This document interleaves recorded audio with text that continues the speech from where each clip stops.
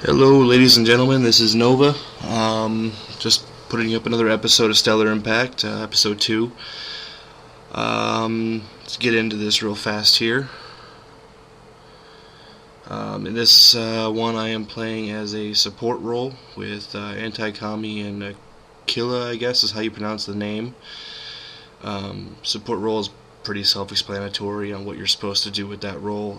It's pretty much mainly used to lay down turrets, mobile base, I guess you want to call it. My skill 1 there is repair turret. Skill 2 is basically an auto turret or missile turret, whatever you want to call it. Ability 3 would be the mine. 4 is something called Quantum Leap, and I'll go into these all in detail later on for the various ships and various roles, and ships. Each of the ships have kind of different roles and how they play out. The one that's grayed out there, skill 5. I don't know if you guys can see that or not, but that's actually my what you would call a super ability. Every ship has one. In my opinion, some are more useful than others, but hey, I'm not going to judge, I guess. That's actually kind of like a super turret, I guess you want to call it. It's got a shield and blah blah blah, on and on. So, moving in here, basically I was kind of gonna kind of play leapfrog with my turrets here. Lay them down in order here, block off areas with mines so they couldn't get past them without taking up pretty decent amount of damage, I guess. So yeah, these things here are called are wormholes, whatever you want to call them.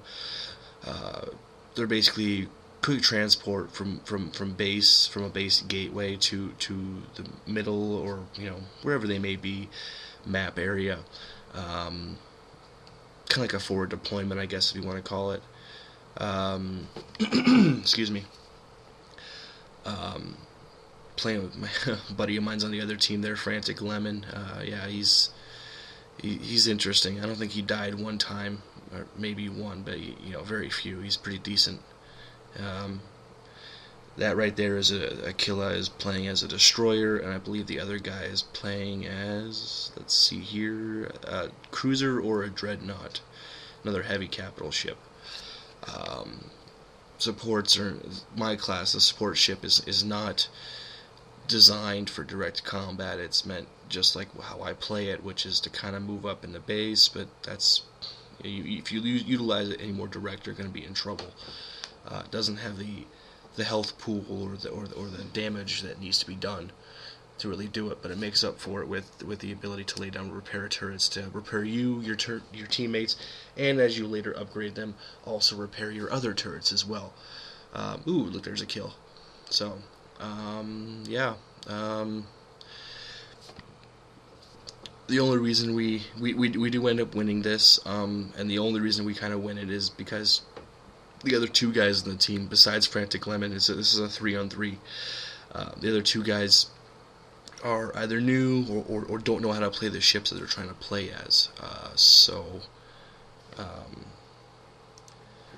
yeah. It's kind of like playing, playing hunter, so to speak. You really have to watch what you're doing and whatnot. This is the skill screen here. You have three classes of skill. You have your faction, your overall team, your NPCs. You have your whole class, which is your health pool, armor, shields, whatever you might want to call it. And then you have your weapon class, which is meant for your primary turrets, your primary guns, your weapons that are on board your ship at any one time. So, like, as you can see, what I'm doing is there's a little bit of lag there. As you can see, what I'm kind of trying to do is play hopscotch with these turrets and progressively get them up further and further and further. And by doing that, it benefits the team overall. And I'm laying these mines down over here. You can see, kind of pop one up right there. There you go. See, kind of pops it up right there for if anybody tries to sneak by us to capture an objective or something, they're not going to be able to do it. They're going to get hit by that thing first. Got another one right there in front of my turrets there. Bit of a line of sight, but also, preventative measures. Um, so, let's see here. This is pretty much around the point that we established. We're going to try and capture what they call the tech lab, which is basically used for upgrading your research meter. And if you have both of them, then it substantially increases your speed at unlocking new abilities and over what the other team may or may not have. So, in this match, I don't get many in the way of kills, but I do a lot of what they call creep farming, which is what gives you a lot of cash. As you can see, I've got quite a bit to spend at any one time. I've had a few games where I've delayed going back there to the forward deployment and getting going back there with 4,000, 5,000 credits and just suddenly becoming a monster. So these are the turrets around certain objectives, depending on where they're located and what the map is. Certain objectives will have these little NPC controlled turrets. They're there upon game start. Excuse me. And it's just you can capture the objective while they're there, but this is still somewhat fairly early in the game. It's easier just to take them out. It gives you a way to get around certain.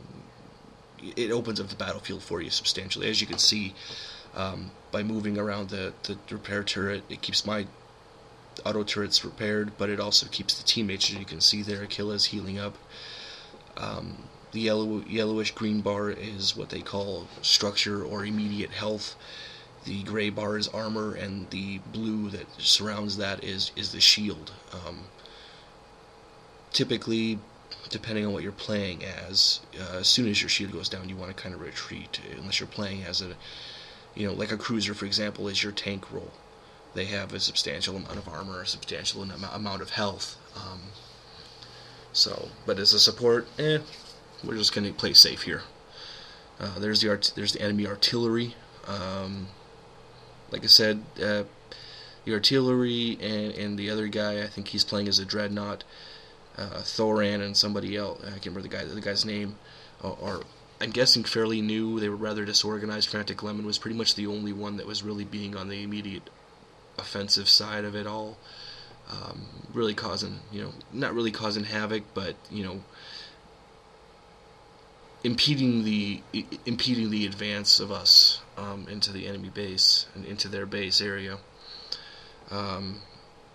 As you can see, I was going through that gas cloud, or whatever you want to call it, the haze, and that kind of gives you a cloaking, an indirect cloaking area that they can't see you unless one of them are in that cloud, or unless you fire. As you can see, there's Frantic Lemon. He's definitely a very good skirmisher. He pretty much does that the entire round. Making, like I said, once again, making the advance pretty difficult. See, as you can see, I'm progressively going further and further with the turrets and whatnot. So you'll see the ships kind of jumping around a little bit. That's because of the server lag. The servers are not very great in this game. You would think that being a Steam release that they would be a lot better, but they're developers need to hop on that and fix that, definitely. So let's see what's going on here. Like I said, we're still trying to go into the tech lab. That one more turret there, and you can see I'm stopping by the wormhole for deployment area so that I can upgrade. And like I said, once again, I'll go through all this. I'll progressively go through all this to explain it all. I'm sure some of you guys are going cross-eyed, going, huh? So. Yep, still, a lot of lag. We had a lot of lag that game. And interesting enough, my turrets are doing a little bit of creep farming for me. I don't even have to do anything. Yeah, there's the other two guys, the Thoran, which is the artillery, and Boris or something. I'm not really sure.